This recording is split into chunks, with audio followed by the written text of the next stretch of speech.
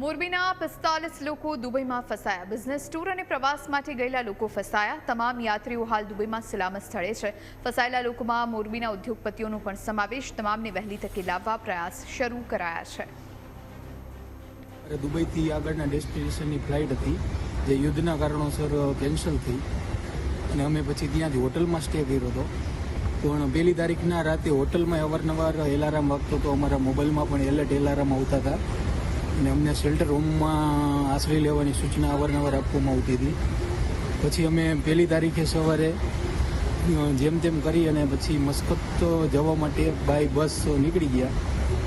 Muscat બોર્ડરે પણ આ કારણોસર બહુ ઘણી બધી રસ હતી, એટલે અમે 6-7 કલાકે અમારી ઇમિગ્રેશન ક્લિયર કરવામાં થયા અને ત્યાંથી અમે મસ્કત એરપોર્ટે પહોંચ્યા અને વહેલામાં વહેલી મળતી ફ્લાઇટ એટલે અમે બેંગ્લોરની ફ્લાઇટ પકડી અને અત્યારે અમે સહી સલામત બેંગ્લોર પહોંચી ગયા છીએ।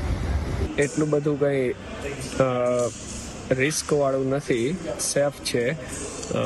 થોડા ડ્રોન ને અમેરિકન એમ્બેસી અને US આર્મી ઉપર એટેક થયેલો હતો, પણ એ બી ડ્રોનને ઇન્ટરસેપ્ટ કરી લીધા હતા મોસ્ટલી બધા જ, એટલે કાંઈ ડરવા જેવું નથી।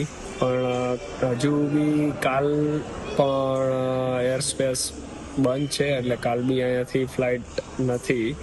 એટલે અલ્ટરનેટિવ માટે હવે જોઈએ, કાલે દુબઈથી ઓમાન બાય રોડ જવાનું પ્લાનિંગ કર્યું છે જો મસ્કતથી ફ્લાઇટ ચાલુ હશે તો। બાકી એટલું બધું કંઈ ડરવા જેવું નથી।